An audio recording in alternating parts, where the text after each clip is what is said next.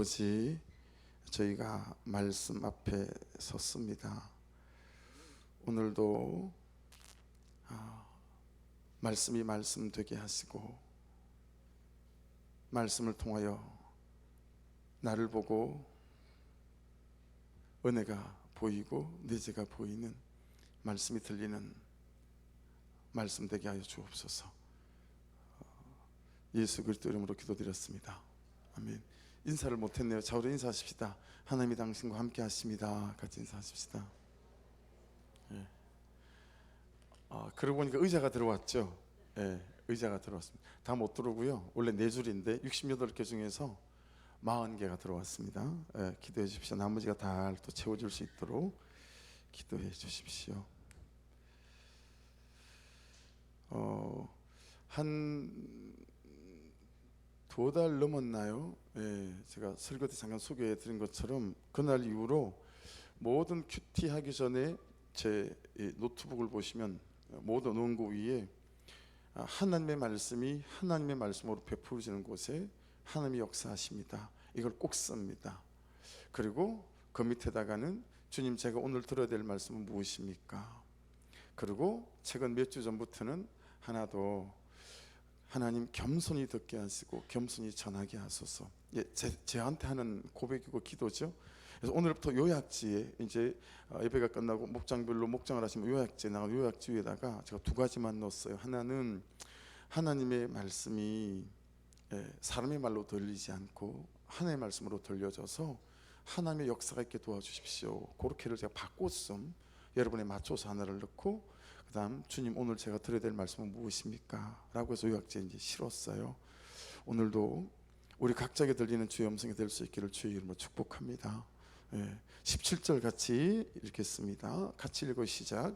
그들이 예수를 맡음에 예수께서 자기의 십자가를 지시고 해골, 히브리 말로 골고다이라는 곳에 나가시니, 17절 말씀에서 분명한 사실 하나는 인생을 살다 보면 또 삶을 살아가다 보면 늘 나를 못 살게 굴고 못 박지 못해서 안달이 나 있는 어떤 사람이나 어떤 삶의 상황이나 현실을 우리가 자주 만나게 되고 겪게 된다라고 하는 것입니다.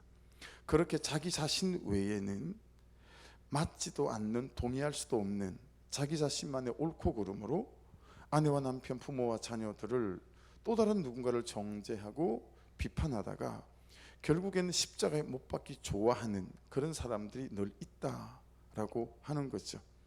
그런데 여러분, 우리가 그런다고 해서 호락호락합니까? 그렇죠?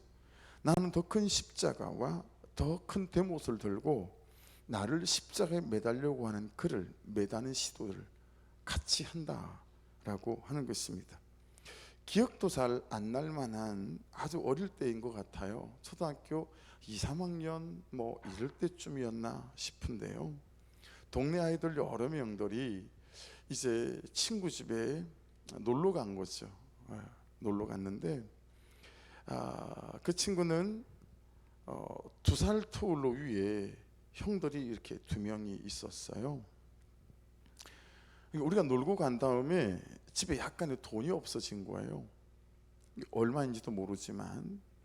그러니 그 친구 집에서 놀고 간 우리 중에 범인이 있다, 이런 결론을 가지게 된 거죠.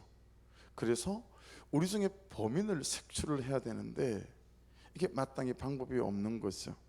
그래서 어떤 시도를 이 2 형이 하게 되어졌냐면, 그날 놀고 왔던 우리를 한 명씩 따로 부르는 거예요. 그리고는 아무 일도 없는 것처럼 같이 놀고 간식도 주면서 큰 방 문 앞에 있죠, 마루에. 거기다가 100원짜리 동전을 몇 개 이렇게 놔둔 거예요. 제 기억에 그 당시에 10원 주면 동네 구멍가게에서 아이스크림을 2개를 살 수 있을 만한 때였으니까 100원짜리 몇 개는 우리에게는 작지 않은 돈이잖아요. 그렇게 우리를 유혹하는 거예요. 누가 저 돈을 가져가나. 근데 여러분, 굉장히 어릴 때인데 제 마음 안에 아직도 저 돈을 아무도 없는 거예요. 나 혼자밖에 없고. 눈에 보이니까 저 돈을 가지고 가고 싶은 그런 어떤 아슬아슬한 마음이 아직도 이렇게 기억이 나는 것 같아요. 생생히 좀 남아 있는 것 같은데, 그 문지방에 있는 돈을 보면서 여러 친구들이 그러지 않았을까요? 가져갈까 말까? 다행히 다른 친구들은 다 가져가지 않았는데, 황성진이라고 하는 친구가 그 100원짜리를 호주머니에 싹 집어넣은 거예요. 그리고는 그날로 그 친구는 그 두 형들에 의해서, 또 함께 서 있던 우리 여러 친구들에 의해서 도둑놈으로 십자가에 아주 공개적으로 매달렸어요. 이전에 없어진 돈도 네가 가져갔지. 그렇게 공개적으로 이 아이가 가져간 걸로 몰려있게 됐어요. 온 동네 아이들이 그 친구를 십자가에 매달 때 저도 열심히 동조하고 말을 보태면서, 야, 진짜 너 그런 놈인 줄 몰랐다. 함께 열심히 그 친구를 십자가에 매달았던 기억이 생생합니다. 그 친구는 동네에서 자고 제일 친하고 그리고 유일한 나이가 같은 친구였었거든요. 제가 십자가에 그렇게 첫 사람을 매달아 본 경험 이후에 아마 수십 명도 수백 명도 넘게 많은 사람들을 십자가에 매달아 오지 않았을까라고 하는 거죠. 예수님을 신문하던 빌라도 총독은요, 아무리 떠들어봐도 예수님에게서 죄를 발견할 수가 없었어요. 그래서 예수님을 풀어주려고 하는 이 빌라도의 시도 앞에 사람들이 이렇게 말합니다. 우리가 읽었던 이 17절 바로 앞에 있는 15절 16절 말씀인데 같이 좀 읽었으면 좋겠어요. 15절 시작. 그들이 소리 지르되 없이 하소서 없이 하소서, 그를 십자가에 못 박게 하소서. 빌라도가 이르되 내가 너희 왕을 십자가에 못 박으랴. 대제사장들이 대답하되 가이사 외에는 우리에게 왕이 없나이다 하니 16절 이에 예수를 십자가에 못 박도록 그들에게 넘겨주니라. 가이사 외에는 우리에게 왕이 없다. 저 로마에 있는 가이사랴, 이 황제 외에는 우리에게 달리 왕이 없는데, 저 십자가에 달린 저놈을 왕이라 그런다면 빌라도 총독 당신 문제 있는 거예요? 이건 종교적 문제가 아니라 정치적인 문제로 비할 수 있어요. 뭐 이런 식으로 여러분 어떻게 하든 대제사장들과 유대인들이 예수님을 십자가에 못 박으려고 하는 이런 시도를 하게 되어집니다. 그래서 예수를 십자가에 못 박도록 내어주게 되어지는 거죠. 적용 질문입니다. 요즘 여러분은 나의 옳고 그름으로 누군가를 십자가에 못 박는 그런 시도를 해보셨거나 혹시 지금도 하고 있지는 않으십니까? 이런 거죠. 첫째, 내 스타일이 아니야. 그냥 내 스타일이 아닌 것만으로 굉장히 주변 사람들에게 부정적으로 그 사람을 십자가에 못 박는 일들은 우리에게 허다하게 있는 일들이죠. 두 번째, 아니 같은 말을 해도 왜 이렇게 말을 재수없게 하지? 이런 식으로 그 사람의 형편이나 감정과 상황에 전혀 고려함이 없이 그냥 참 말을 삐딱하게 재수없게 한다. 이런 식으로 우리가 그 사람을, 그 존재를 십자가에 매다는 경우도 허다히 있는 일이죠. 세 번째, 어떻게 사람이 자기밖에 몰라? 이런 말 제법 우리 하고 살지 않나요? 네 번째, 지가 배우면 얼마나 배웠다고, 가졌으면 얼마나 가졌다고 말끝마다 잘난 척이야. 여러분 참 이것도 우리가 십자가에 매다는 중요한 수단 중에 하나죠. 다섯 번째, 아니 왜 말만 하면 이렇게 가르치려고 들어? 다른 사람이 우리를 가르치는 거 정말 우리가 못 듣잖아요. 그래서 그냥 입만 열면 가르치려고 한다라고 우리는 받아들이면서 참 그 사람을 십자가에 매달 때도 많잖아요. 그렇죠? 그리고 사람이 질 줄도 알고 모르는 척 넘어가기도 좀 하고 그래야 되는데 고집이 굴의 심줄이야. 아주 그냥 상종을 말아야 돼 저 인간은. 이런 식으로 다른 사람에게 그에 대하여 말을 옮기며, 여러분 그도 모르는 사이에 그를 십자가에 매달아서 여러 사람들에게 선입견을 가지게 만들고 편견을 가지게 만들어서 참 그를, 그죠? 괜찮지 않은 사람으로 십자가에 매다는 일은 우리에게 흔히 일어나는 일들이다 싶습니다. 이렇게 말을 하는 사람보다 더 악한 사람, 소리 소문 없이 아주 찻대기로 사람들을 십자가에 못 박는 사람들도 있지요. 말하지는 않지만 아니요 괜찮아요 라고 배려하고 웃지만 마음으로는, 감정으로는 혹시라도 근처 올까봐 딱 울타리를 치고 사는 사람들 있는 것 같아요. 다른 사람들이 눈치챌까봐 찰나의 순간에 나는 당신이 싫어요 라는 눈빛과 표정으로 아주 차가운 찰나의 태도로 무표정한 표정과 반응하지 않는 무관심으로 십자가의 사람을 못 박는 아주 고급 기술을 가진 사람들도 우리 주변에는 허다히 많다 싶고, 혹시 저와 여러분이 그런 자리에 앉을 때도 있지 않을까. 센스가 원래 없어서 몰라서 그런 사람들도 많지만, 모르지 않으면서 다 알면서 모르는 척 그러거나 말거나 투명인간 취급하는 사람들도 우리 주변에 참 많이 있죠. 하나같이 사람이 사람을 십자가에 못 박는 여러 형태들이고 사람들입니다.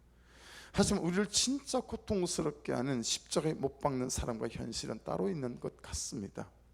달라지지 않는 그 사람, 달라질 것 같지 않은 그 사람, 변할 것 같지 않는 그와 나의 관계와 현실. 벙어리 3년, 기머거리 3년, 장님 3년. 여러분, 이렇게 해서 그가 변하고 내 현실이 달라진다면 우리가 살아보지만 정말 다행 중에 다행 아닐까요? 여러분, 9년 가지고 사람이 변하던가요? 9년 가지고 우리의 현실들이 그렇게 손바닥 뒤집도 뒤집어지나요? 그렇지 않잖아요, 그죠? 말도 안 통하고 섬김도 안 통하고 순종도 안 통하고. 해보셨죠? 자꾸 섬기잖아요. 그러면 지가 잘난 줄 알아요. 자꾸 내가 섬겨주니까, 아내가 자꾸 남편을 섬기면 내가 그래도 섬김 받을 만한 것보다라고 생각하나 봐요. 여러분, 자꾸 순종하잖아요. 제발 아내들은 순종의 언어를 써요, 복종의 언어를 써서요. 자꾸 그러니까, 자꾸 순종하니까 여러분, 순종하는 사람들에게 은근히 무시하는 남편들과 사람들이 너무 많죠. 예. 이런 말 저런 말 하지 않고 들을 말을 들었습니다 하고 살아가니까, 받아내며 살아가니까 여러분, 그 사람은 배알도 없고, 그죠? 막 감정도 없는 바보인 줄 취급하고. 이런 십자가를 만나면 우리는 얼마 못 견디죠. 볼 것도 없이 그 십자가 패대기 치고 분질러서 그냥 나무 땔감으로 쓰고 싶은 마음이 불쑥불쑥 튀어나오지 않습니까? 그런데 여러분, 오늘 말씀이 우리를 좀 실망시킵니다. 그런 인간들, 맨날 첫날 나를 십자가에 못 박지 못해서 안달이 나 있는 그런 부류의 인간들을, 그런 현실들을 어떻게 하면 한 번에 좀 쌈싸 먹을 수 있을까? 한 번에 그냥 탁 좀 고쳐 놓을 수 있을까? 뭐 이런 걸 말씀하지 않습니다. 그렇게 내가 그에게, 그렇게 그가 나에게 십자가 지게 하는 사람들, 그렇게 내가 그를, 그렇게 그가 나를 십자가에 못 박는 사람들에 대한 이야기가 아니고요, 그렇게 십자가에 못 박히는 사람들에 대한 얘기예요. 그렇게 못 박히고 있는 너희가 어떻게 살아야 되겠니? 라는 말씀을 우리 예수님의 삶을 통하여 오늘 우리에게 말씀하시며, 그래도 이렇게 살아야 한다 라고 우리에게 말씀하신다 라고 하는 것입니다. 너에게 져야 할 십자가가 있니? 네.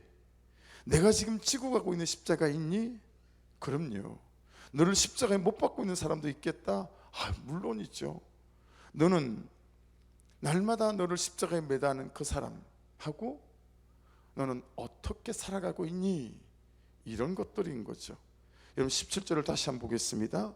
그들이 예수를 맡음에 예수께서 자기 십자가를 지시고 해골, 히브리 말로 골고다이라는 곳에 나가시니.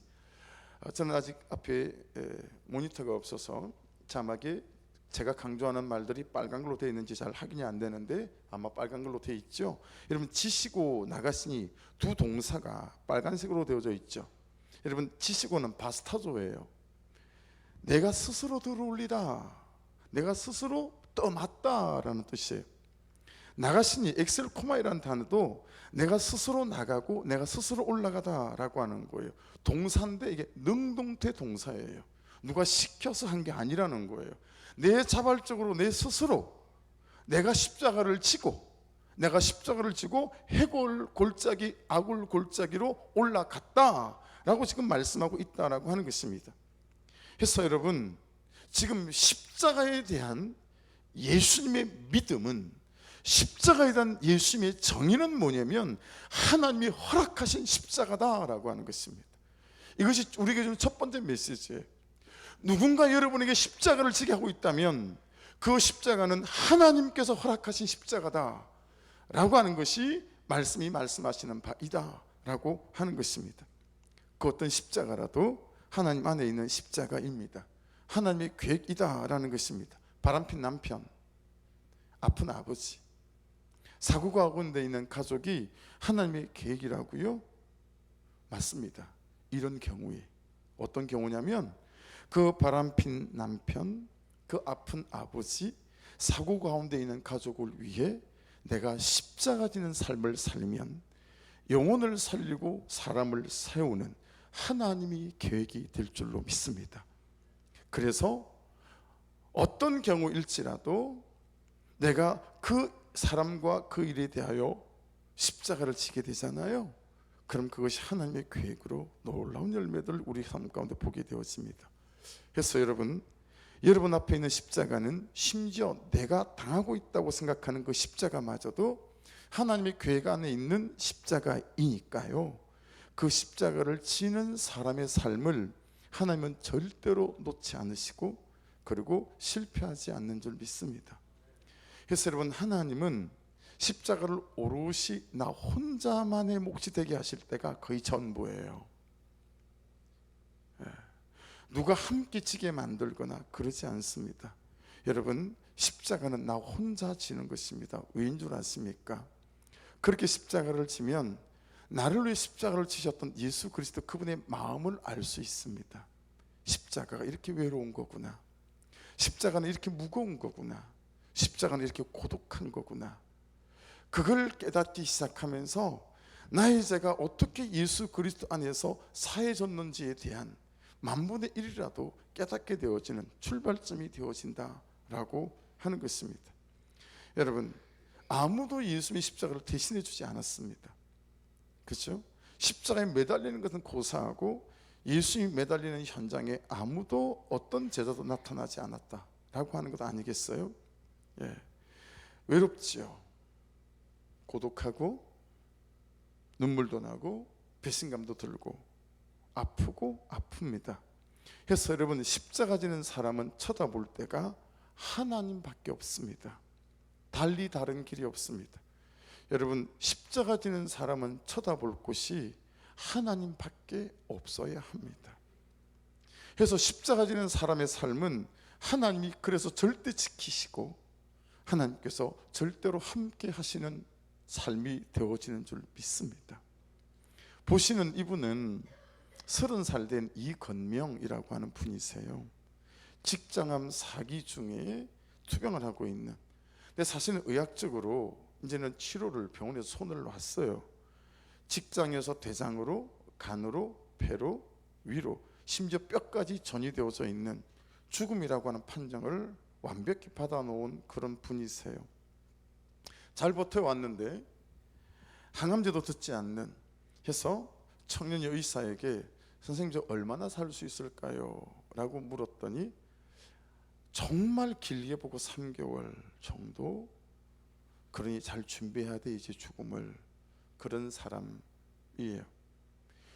2019년에 그랬던 사람이니까 사실은 지금 이 땅에 없을 수도 있는 사람이죠. 근데 이 청년이 개그맨 이수근 씨가 하는 프로그램에 이제 방청객을 신청을 해서 상담을 온 거죠. 소원이 하나 있다는 거예요. 그게 뭐냐면 어머니가 일찍 돌아가시고 그것 때문에 그랬는지 아버지가 술만 드시면 막 누나랑 자기한테 폭력을 행사하니까 일찌감치 누나랑 이 사람이 독립을 했어요. 이분은 직업군인 출신인데, 그랬는데 자기가 이렇게 죽고 나면 누나 띠뚱 남고 아버지 띠뚱 남으니까 그냥 내 죽음을 기점으로 누나는 아버지를 용서해주고 또 아버지는 누나한테 제 용서를 구하고, 그래서 둘 남은 가족만이라도 오손도손 참 예쁘게 살았으면 좋겠어요. 이 소원을 가지고 찾아온 거예요. 거기다가 이 이금명 씨의 버킷리스트라고, 우리 어머님들 이게 뭐냐면 소원 리스트예요. 소원, 내가 이걸 꼭 살아생전 해보고 싶다라고 하는 그 중에 하나가 뭐냐면, 이금명 씨가 개그맨 이수근 씨를 만나보는 거였다고 합니다. 삶이 힘들 때마다 이수근 씨가 웃기는 장면들을 찾아서 보면서 너무 많이 위로를 받은 거예요, 이분이. 그래서 야, 내 죽기 전에 이수근 씨를 한번 꼭 만나고 싶다라고 하는 것도 버킷리스트에 있어서 이수근 씨를 찾아오고, 그렇게 사연을 보냈더니 이 PD들이 오시오 한 거예요. 이런 사연을 전부 다 듣고 있던 이수근 씨가 3개월도 채 살 수 없다라고 하는 사람이 자기가 보고 싶어서 찾아왔다는 이 사실 앞에 이수근 씨가 막 울어요. 오열을 하면서. 그러면서 여러분, 이수근 씨가 이렇게 말을 하는데 참 가슴에 남았어요. 미안하다, 너한테 너무 미안하다. 내가 해줄 수 있는 게 아무것도 없어서 너무 미안하다 그러고 우는데, 그 마음이 다 전달이 되는 거예요. 정말 미안해서 우는 거예요. 해줄 수 있는 게 아무것도 없어 너무 미안해서 우는 거예요. 여러분, 나 혼자 오롯이 져야 하는 십자가 외롭습니다. 고독하고요, 배신감 들고 아프고 아픕니다. 그런데요, 하나님은 이렇게 말씀하지 않으세요. 십자가 지는 사람들한테 이렇게 말씀하지 않으세요. 미안하다, 너무 미안한데 내가 해줄 수 있는 게 아무것도 없어, 이렇게 말씀하지 않으시고, 십자가 지는 우리 삶을 끝까지 책임지시고 함께 해주시는 줄로 믿습니다. 나를 살리시고 그를 살리십니다. 여러분, 십자가는 그래서 하나님이 함께 해주셔야 질 수 있어요. 나 혼자이기 때문에, 같이 져줄 수 없는 거기 때문에, 나 혼자이기 때문에 십자가는 하나님이 함께 하셔야 질 수 있는 거다라고 하는 것입니다.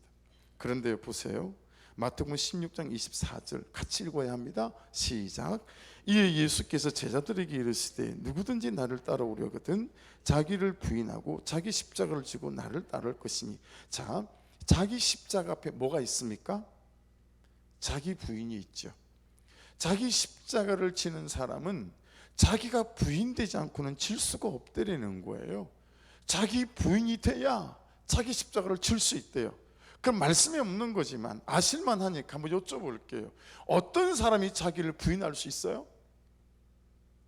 어떤 사람이 자기를 부인할 수 있나요?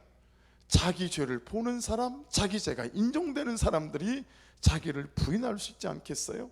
여러분, 자막을 보세요. 자기 부인, 자기는 헤우투란 단어예요. 자기를 통째로다가. 부인은 아파로네오마란 단어입니다. 내가 내 것이 아니라고 자기를 부인하는 사람을 말합니다. 자기를 부인하지 않고는 자기 십자가를 질 수 없대요. 그렇죠? 아내가 아내로서의 자기를 부인하지 않고는 남편이라는 십자가를 질 수가 없는 거예요.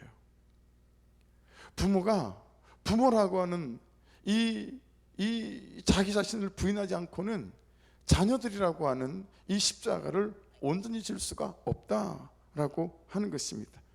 그런데 우리는 자기밖에 몰라요. 내 감정, 내 수치스러움, 내 옳고 그름, 내 기준, 내 견해, 내 고집, 내 원칙, 그렇죠? 내 철학.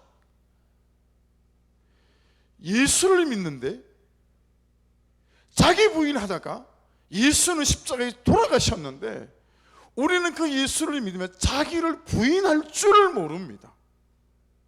여러분, 이 자기 부인할 줄 모르는 목사가 교회를 망치거든요. 자기 부인할 줄 모르는 남편들이 가정을 망치고요. 자기 부인할 줄 모르는 그리스도인들이 사람들이 예수께로 나오는 모든 문을 걸어 잠그게 만드는 거거든요. 여러분, 정말 목사인 제가 부끄러운 줄 알아야 하고 그리스도인 여러분들이 부끄러운 줄 알아야 된다라고 성경은 말씀하시는 거죠. 너희들은 어떻게 자기 십자가를 질 줄도 모르고 그리고 자기 부인을 할 줄 모르니? 라고 말씀하시는 거죠.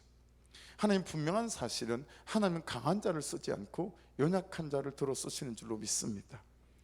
하나님은 자기 십자가를 지는 사람들을 들어 쓰신다라고 하는 것입니다. 죄가 없다는 사람들을 쓰지 않고요, 자기 죄를 보고 자기 죄를 인정하고 자기를 부인하고 자기를 고백하는 사람들을 쓰시고 그 사람들을 통해서 일하시는 분이십니다. 미안하다, 너무 미안해, 내가 해줄 수 있는 게 아무것도 없어서. 이 말이 어쩌면, 오해하지 마십시오, 어쩌면 혹시라도 말입니다, 하나님께서 나에게 하시는 말씀이 될 수도 있지 않을까요? 내가 끝까지 자기 죄를 시인하지 않고, 내가 끝까지 그가 문제라고 하면서 내가 끝까지 자기를 부인하지 않을 때 놀랍게도 하나님이 하실 수 있는 게 아무것도 없을 수도 있어요. 17절 말씀을 다시 봅니다. 그들이 예수를 맡음에 예수께서 자기 십자가를 지시고 해골, 히브리 말로 골고다이라는 곳에 나갔으니, 그러면 해골은 뭔지 아시죠? 그렇죠? 이 머리가 다 썩어서 뼈만 앙상하게 남아있는 이 두개골, 그게 여러분 해골이라고 하는 것 아니겠어요? 여러분 보세요, 자기 부인하고 계신 분들 많은 거 알아요. 예.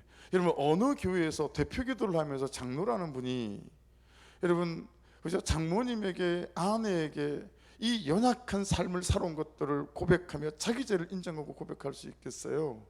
이 대표기도 하는 사람마다 지난주도 그랬고 지난주도 다 그러지 않았습니까? 그렇죠? 그리고 우리 교회는 그나마 자기 부인을 하며 자기 십자가를 지고 가는 분들이 너무 많이 있어요. 근데 문제가 뭐냐면, 여러분 나의 자기 부인이 어느 정도에 하는지를 말씀이 말씀하시는데, 어떤 수치를 당하는 자리까지 나가야 된다라고 말씀하고 있냐면, 자기 부인과 자기 죄를 보고 자기 죄를 인정하는 사람은 여러분 해골이 되어지는 그 위치에까지 그 자기 부인이 있어야 된다라고 말씀하고 있다라고 하는 것입니다. 여러분 모두에 대한 말씀 같지만 사실 이 말씀은 십자가 지는 삶을 선택하고 있는 사람들에 대한 말씀이 아닐까. 내가 산을 향하여 눈을 들리라, 나의 도움이 어디서 올꼬, 천지 지으신 여호와 나의 왕이여, 영원 무궁히 지키시리로다. 쳐다볼 데가 없는 거예요. 십자가를 지고 가는데 아무도 내 마음을 몰라주는 거예요. 그래서 이 다윗이 사울이라고 하는 광야의 도망자라고 하는 자기 인생의 자기 십자가를 지고 주님께 나아가며 이 고백을 드리는 거죠. 내가 산을 향하여 눈을 돌리라, 나의 도움이 어디서 올까? 나의 도움은 천지를 지으신 여호와에게서로다. 여호와께서 너를 실족하지 아니하게 하시며 너를 지키시는 이가 졸지 아니하시리로다. 이스라엘을 지키시는 졸지도 아니하시고 주무시지도 아니하시리로다. 여호와는 너를 지키시는 이시라. 여호와께서 내 오른쪽에서 내 그늘이 되시나니 낮에 해가 너를 상하지 하지 아니하며 밤의 달도 너를 해하지 아니하리로다. 여호와께서 너를 지켜 모든 환난을 면하게 하시며 또 내 영혼을 지키시리로다. 여호와께서 너의 출입을 지금부터 영원까지 지키시리로다. 할렐루야. 여러분 저를 보십시다. 십자가를 지고 계시는 분들 외롭지만 힘내십시오. 여호와께서 주무시지도 졸지도 아니하시고 우리를 지켜 가실 것입니다. 18절 말씀 같이 읽겠습니다. 시작. 그들이 거기서 예수를 십자가에 못 박을새 다른 두 사람도 그와 함께 좌우편에 못 박으니 예수는 가운데 있더라. 여러분 내가 십자가에 달릴 때, 못 박힐 때 옆에 있는 사람은 아무 도움이 안 돼요. 믿지 않는 사람에게 도움을 구하는 것은 시간 낭비라는 거 기억하셔야 합니다. 주님이 3년 동안 양육한 제자는 다 도망가고요, 흉악한 강도 2명만 여기 한 명 여기 한 명 있는 거예요. 모두가 감동해주고 박수 쳐주고 응원해주면 십자가 질만 합니다. 십자가 지는 거 어렵지 않습니다. 그런데 아무도 감동해주고 박수 쳐주고 함께 해주지 않습니다. 이 세상 사람은 다 죄인이기 때문에 그렇습니다. 예수님이 십자가에 못 박힐 때 교양 있는 사람과 함께 가신 것이 아니고요, 강도와 같이 갔습니다. 이것이 주님의 구속사예요. 그러므로 우리는 옆에 강도처럼 믿지 않는 사람, 마음에 들지 않는 사람이 있더라도 같이 갈 수 있기를 주의 이름으로 축복합니다. 한 강도가 돌아오잖아요, 같이 가니까. 그렇죠? 여러분, 로마 시민권을 갖고 있으면 아무리 연쇄살인범이라도 십자가형에는 처하질 않아요. 근데 이 사람들이 십자가형에 처해졌다라고 하는 건 얼마나 악독한 여러분 강도인지 모른다라고 하는 거예요. 그럼에도 불구하고 이 십자가에 달리는 찰나의 순간에 여러분 십자가 지는 삶으로 갔더니 그 중에 한 사람이 돌아오지 않겠습니까? 예? 여러분, 내 옆에 있는 강도 같은 사람들도 내 십자가 지는 삶을 통하여 살아나고 돌아오는 역사 또한 있게 될 줄 믿습니다. 19절 보십시다. 빌라도가 패를 써서 십자가 위에 붙이니 나사렛 예수 유대인의 왕이라 기록되었더라. 여러분, 예수님께서요 십자가에 강도와 함께 못 박히시면서 유대인의 왕이라고 하는 죄패를 붙이고 가신 것처럼 우리 역시 내 옆에 있는 강도 같은 사람에게 내 죄를 시인하고 죄패를 붙이고 가야 한다라고 하는 것입니다. 예수님은 온 세상에 구주셨지만 온 세상 사람들을 위하여 온 세상의 죄라는 죄를 다 죄패를 붙이고 십자가에서 죽으셨습니다. 그러니까 지금 오시면 그러시겠죠. 쭉 다니시면서 박정식 집사님에게부터 이렇게 살피고 죄를 띄어서 당신 몸에 붙이시겠죠. 그리고 집사님의 죄도 마찬가지죠. 그렇게 우리 한 사람 한 사람의 죄를 전부 띄어서 예수님께서 자기 몸에다 이렇게 붙이시겠죠. 그리고 그 죄패를 달고 돌아가셨다라고 하는 것입니다. 여러분, 근데 우리는요 죄패를 붙이는 것은 고사하고 내 죄 누구 알까 볼까 숨기고 감추고 위장하고 변장하고 속이고 살아갑니다. 여러분, 내가 회개한 죄의 목록이 가장 큰 영광으로 우리 인생에 다가온다는 사실을 기억하시기를 축복합니다. 내게 회개한 죄의 목록이 내게 영광으로 바뀌는 거예요. 예수님은 내 죄를 지고 죄인으로 죽으시지만 부활하심으로 부활의 가장 큰 영광을 가지게 되신 줄 믿습니다.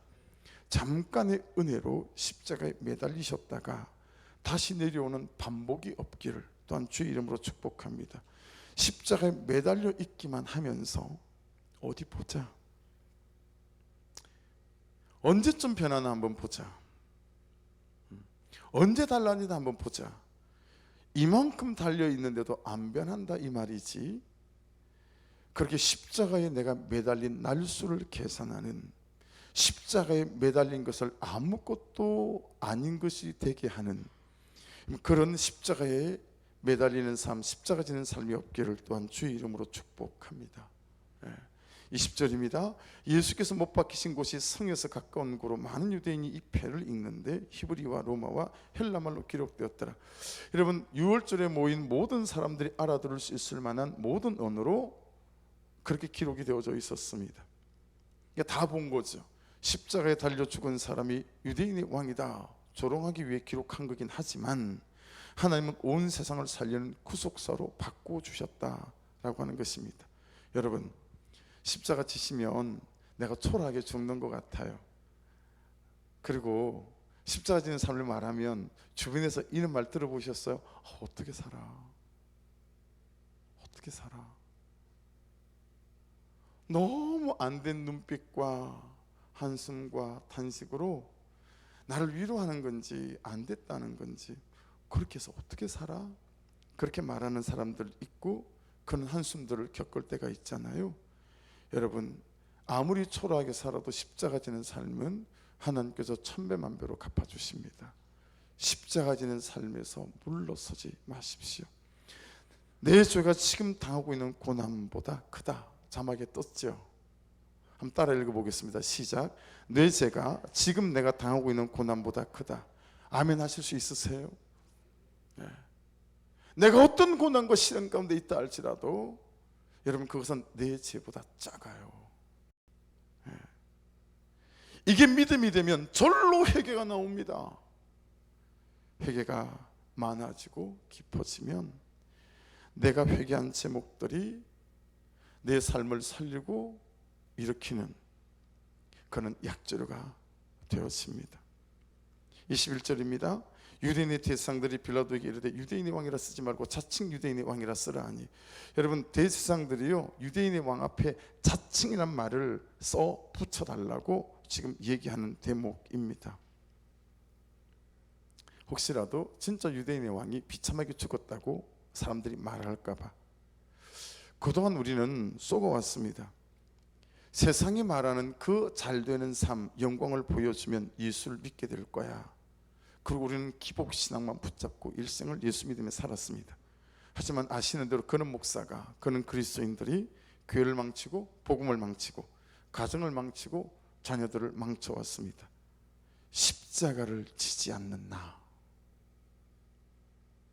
세상은 주님을 믿어야 하는 이유를 발견하지 못합니다. 무슨 문제가 생기면 그 집은 서로 십자가를 진다고 난리인 거예요. 내 잘못이야 여보, 내가 부족했어. 근데 그 옆집은 당신 때문이라고 밥그릇이 깨지고 냄비가 굴러다니고. 여러분, 도대체 자라오는 아이들이, 내 주변 사람들이 십자가 지지 않는 나를 보며 무슨 생각을 하겠습니까? 그렇죠? 22절입니다. 빌라도가 대답하되 내가 쓸 것을 썼다 아니라. 여러분, 빌라도가 되게 공정해 보이잖아요. 인간미도 있어 보이잖아요. 죄가 없어서 예수가 죄가 없다 말하기도 하잖아요. 하지만 여러분, 빌라도는 결국 예수님을 유대인들에게 십자가에 못 박으라고 내어줍니다. 성품이 좋고 나쁘고는 예수 믿는데 별로 도움이 되지 않습니다. 예수가 죄 없는 줄 알았지만 사람들이 두려웠고 유대인들이 폭동을 일으켜서 자기 총독이란 자리를 잃을까 봐 두려웠었습니다. 여러분, 예수님과 사람 사이에서 갈등하지 않으십니까? 예수님과 내 자존심 사이에서 갈등하지 않으십니까? 내 믿음을 칭찬해주고 인정해주는 사람이 다가 아닙니다.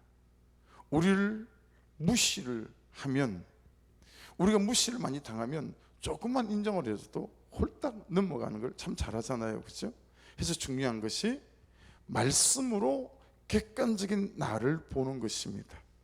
여러분, 적어도 예수 믿는 사람들에게 이 은혜가 있어야 합니다. 돈 하지 마시고요, 이 은혜를 구하십시오. 말씀으로 내가 객관적으로 나를 보이는 거예요. 내가 아내에게 얼마나 악한 남편인지, 내가 부모로서 자녀들에게 얼마나 못된 부모인지, 내가 자녀로서 부모님에게 얼마나 나쁜 자녀인지 말씀을 보는데 그 말씀이 나를 비추는 순간 내가 보이기 시작하는 거예요. 아, 이러면 안 되겠다, 이렇게 살아서는 안 되겠다. 이 객관적인 내가 보여야 되거든요. 근데 여러분, 자기 자신이 객관화되지 않는 사람이 너무 많다는 거 아시죠? 말씀으로 자기를 볼 줄 모릅니다. 자기 객관화가 되지 않는 것입니다. 자기 객관화가 되지 않으면 죄인인 줄도 모르고 내가 얼마나 아집과 고집과 내 견해로 똘똘 뭉쳐있는 불순동 덩어리인지도 알 수가 없습니다. 그래서 여러분 23절 24절을 보십시다. 시작. 군인들이 예수를 십자가에 못 박고 그의 옷을 취하여 네 깃에 나눠 각각 한 깃씩 얻고 속옷도 취하니 이 속은 호지 아니하고 위에서부터 통으로 짠 것이라. 군인들이 서로 말하되 이것을 찢지 말고 누가 안나 제비 뽑자 하니 이는 성경에 그들이 내 옷을 나누고 내 옷을 제비 뽑나이다 한 것을 응하게 하려 함이라. 군인들은 이런 일을 하고 힘들게 십자가 지고 사는 내 옆에서 군인들처럼 옷 나눠 가지겠다고 부수입을 챙기는 사람들 있죠. 그래? 어디 얼마나 십자가에 매달려 있는지 한번 두고 보자, 이런 사람들이 있습니다. 하지만 억울하다고 무시당한다고 절대로 십자가에서 내려오시면 안 됩니다. 내가 할 일은, 따라하십시다, 내가 할 일은 끝까지 내 제표를 붙이고 십자가 지는 것이다. 할렐루야. 여러분, 십자가형은 1000번의 죽음을 겪는 것 같은 고통이 있다고 해요. 그 말은 1000번의 회개를 잊게 할 수 있다라고 하는 거죠. 십자가를 진다라고 하는 것이 얼마나 놀랍겠습니까? 십자가를 지고 있음에도 불구하고, 받아내고 있음에도 불구하고, 들을 말을 들었습니다라고 당하고 살면서도 불구하고 참으로 여전히 삐딱선을 타고 있는 그의 잘못된 삶을 쳐다보며 내가 다시 회개하는 거죠. 전 목사로서 이 구속사의 복음을 따라가며 이 가장 큰 받은 은혜가 그거예요.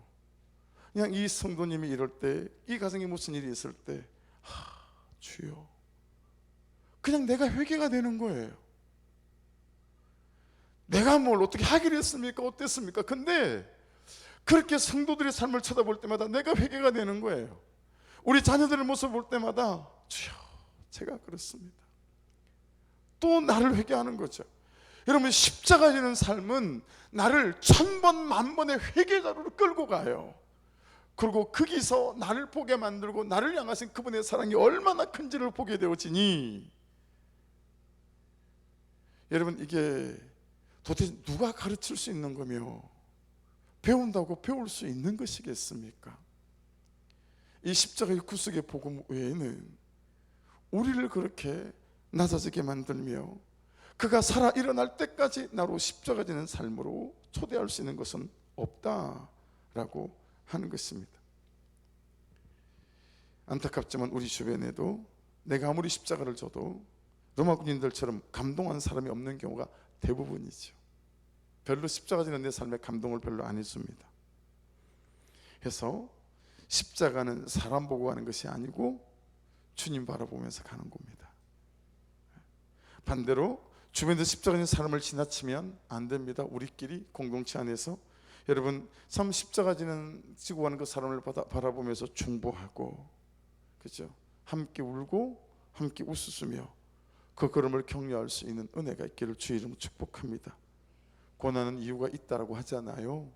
고통도 이유가 있다라고 하잖아요. 구속사 안에서는 그 또한 하나님의 지혜라고 하잖아요.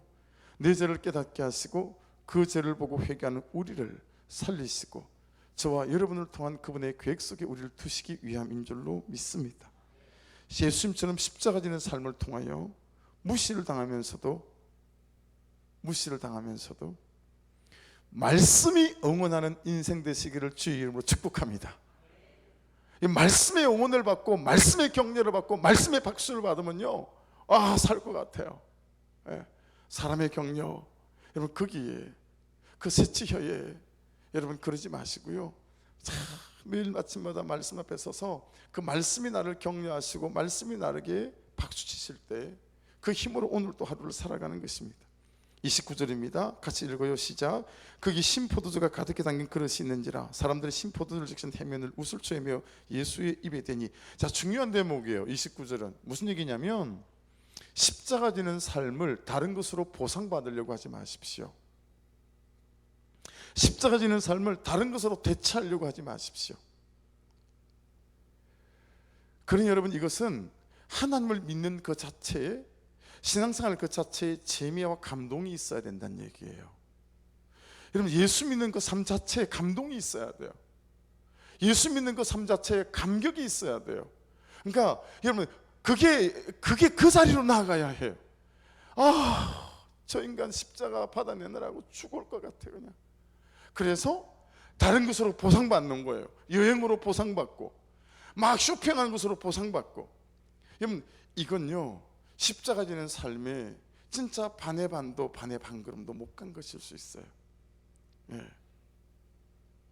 새벽에 큐티하는데, 아니 아침 일어나서 또 형편대로 큐티를 하는데 그 말씀 앞에 탁 서는데 그 말씀이 잔잔한 바람이 되고 그 말씀이 잔잔한 파도가 되어져서 쑥 민물처럼 들어와서 내 마음에 있는 억울함도 외로움도 이렇게 바람처럼 씻어내 가시면서 어느덧 내 마음 안에 세상에 줄 수도 없고 알 수도 없고 손댈 수 없는 그 화평함, 그 평강이 나를 확 사로잡아 주시는데, 이야, 오늘 또다시 십자가 지는 삶을 충분하고 넉넉하게 살아낼 수 있을 것 같은 거예요. 이 하나님 그분의 은혜만이 줄 수 있는, 여러분, 이 십자가 지는 삶의 이 감격, 하나님 그분과의 여러분 깊은 사귐과 영적 교제가 없으면 우리는 자꾸 다른 것으로 대체하려고 하고 보상받으려고 해요. 그리고 우리 십자가 지는 삶이 꺾이는 경우들이 너무 많이 있습니다. 제가 신학교 때 여러 이제 선교지를 나라들을 다니다가 미국에 비전 트립이라는 제목으로 학생들 한 40명을 모아서 이제 간 일이 있었어요. 이제 유학 갈 학교도 좀 돌아보고 싶고 막 그래가지고 가서 학교들 돌아보고 막 그랬거든요. 디즈니랜드를 갔는데 맨날 말로만 듣던 디즈니랜드잖아요. 그 길 갔는데 강 교수님을 아주 잘 아껴주시고 우리 학생들한테 참 존경받던 히브리어 교수님이셨는데 그 교수님을 모시고 갔어요. 지금은 강대영 교수님인데 지금은 소천하셨어요. 근데 목사님도 그 가서 재밌는 것 하나를 같이 딱 타더니 애가 되는 거예요. 그래서 우리 둘이서 한 가지를 3번을 탔어요. 기훈아 빨리 가자 빨리 가자. 근데 나보다 더 빨리 달려요. 나이가 나보다 20살이나 많은 분이 막 달리가 또 타고요. 그래서 한 번 더 타자. 또 막 3번을 탔어요. 디즈니랜드 여러분, 재밌더라고요. 너무 재밌었어요. 근데 제 아들이 죽은 날, 장례식 날, 세상에서 가장 아프고 가장 슬펐던 날. 근데 그날을 하나님께서 잔칫날로 싹 하루 만에 바꾸어 주셨잖아요. 여러분, 저는 아직까지 그 장례식 날에 잔칫날로 바꾸신 그 감격, 그 흥분, 그 설레임, 어느 것하고도 그만한 감동을 받아본 적이 없어요. 이건 하나님, 살아계신 그 하나님이 역사하시고 간섭하시는 그 사람들만이 누릴 수 있는 감동 아니겠습니까? 여러분, 토요일 큐티 본문 3월 30장 6절, 백성들이 자녀들 때문에 마음이 슬퍼서 다윗을 돌로 치자하니 다윗이 크게 다급하였으나 그의 하나님 여호와를 힘입고 용기를 얻었더라. 할렐루야. 여러분, 십자가를 질 때는 하나님을 힘입을 때 아무것도 아니게 만드는 용기가, 담대함이, 기쁨과 설레임이 우리를 사로잡아 주실 줄로 믿습니다. 그래서 우리 중에는 안타깝게도 하나님으로 하여금 고난을 쓸 수 없게 만드는 사람들이 있어요. 그 사람한테는 고난을 쓸 수 없어요. 여러분을 아시죠? 제가 제 악함을 압니다. 여러분, 그래서 제가 반의 반 요만큼이라도 성숙하고 자랐을 때는 고난이 닥쳐왔을 때였어요. 그때 하나님을 배우고 하나님을 알았어요. 근데 그 사람에게는 하나님이 고난을 쓸 수가 없어. 이 놀라운 약재료를, 이 보약을 쓸 수가 없어요. 이 보화를 보낼 수가 없어요. 왜요? 고난만 오면 돌아서 버리니까. 고난만 오면 십자가고 뭐고 다 내팽개치고 에이씨 고기나 잡으러 갈란다 그러고 고기 잡으러 가버리니까. 고난을 쓸 수 없는 사람이 되면 큰일입니다. 여러분, 하나님이 넉넉하게 고난을 쓸 수 있는 사람이 되시기를 주의 이름으로 축복합니다. 얘는 고난만 주면 달라지는 거예요. 자기 죄를 보는 거예요. 고난만 주면 이만큼씩 성숙해지는 거예요. 고난 중에 하나님을 구하고 찾는 거예요. 그러니 얼마나 하나님께서 그 사람에 대한 기대가, 그를 통해서 살리는 역사가 나타날 수 있겠습니까? 여러분, 그날 본문 7절이 그랬어요. 다윗이 아히멜렉의 아들 제사장 아비아달에게 이르되 원하건대 에봇을 내게로 가져오라. 아비아달이 에봇을 다윗에게로 가져가며, 여러분, 고난에서 실패해서 다윗이 정신이 번쩍 들죠. 그리고 말씀에 묻기 시작합니다. 다윗이 다시 하나님께 묻기 시작했습니다. 고난이 다시 다윗을 깨우는 하나님의 역사가 되어졌습니다. 고난은 값주고 살만한 것입니다. 구속사 안에서 고난이 오면 기회다 라고 하는 옷을 사서 고난에게 입혀줘야 할 정도입니다. 막다른 길에 다다른 것은 고난이 끝날 때가 되었다는 의미이기도 하지만 이제 가장 중요한 것을 주실 때가 되었구나 하고 생각할 수 있어야 합니다. 멋지지 않아요? 김양기 목사님의 말씀인데, 막다른 위기를 허락하신 것은 변장된 축복입니다. 우리 몸의 뼈가 여러분 제자리를 잡고 있어야 건강하듯이 우리 영혼도 모든 게 제자리로 돌아가는 것이 곧 거룩함의 비결인 줄 믿습니다. 여러분 어떠세요? 계속 지금 합리화하면서 계속하고 있는 것 혹시 없으십니까? 십자가를 선택하기보다 더 넓은 길, 좋은 길만을 찾고 있지는 않으십니까? 개가 그 토했던 것을 다시 먹는 것처럼 또다시 죄에 대한 습관과 중독으로 돌아가려고 하는 모습이 우리에게 있습니다. 우리의 힘으로 할 수 없는 것들이 너무나 많습니다. 이 모든 위기에서 십자가 지는 선택을 길러놓기를 주의 이름으로 축복합니다. 자기 죄를 보지 않는 사람은 자기 삶에 닥친 모든 위기는 내 배우자, 내 가족, 주변 사람들이 준 것이라고 착각하죠. 아닙니다. 하나님이 주신 것입니다. 살리자고 주신 것입니다. 일어나라고 주신 것입니다. 내가 너로 수십 수백 사람들을 살리기 위해 내가 이 십자가 지는 삶 앞에 초대했다고 주시는 삶이니 거절하지 마시고 감사로 십자가 지는 은혜가 있기를 주의 이름으로 축복합니다. 그래서 여러분 30절은 그 유명한 말씀이 실려 있습니다. 예수께서 신포도주를 받으시니 이르시되 다 이루었다 하시고 테텔레스타이라는 단어입니다. 그 당시에 요즘 같으면 삼성그룹 회장 그리고 LG그룹 회장들끼리 모였을 때 쓰는 용어가 이 테텔레스타입니다. 30억 100억이 오고 갈 때 다 갚았어요? 김 회장 다 갚았어? 이제 하나도 없어? 라고 쓸 때 100만 원 주고 다 갚았어 이럴 때 쓰는 단어가 아니에요. 적어도 100억대가 넘는 요즘 같으면 그런 빚을 갚고 난 다음에 다 갚았어요? 다 갚아 다 이루었어 이제 하나도 없어요? 이게 테텔레스타예요. 예수께서 죽으시면서 저에 대하여 여러분에 대하여 다 갚았다라는 거예요. 하나도 이제 없다라는 거예요. 왜요? 예수께서 십자가를 지셨기 때문에. 여러분과 제가 십자가를 지면 그들을 그렇게 살려놓을 수 있는 줄로 믿습니다. 이것이 우리가 십자가를 져야 될 이유이고 십자가 지는 삶은 반드시 승리하게 되어져 있습니다. 기도하겠습니다.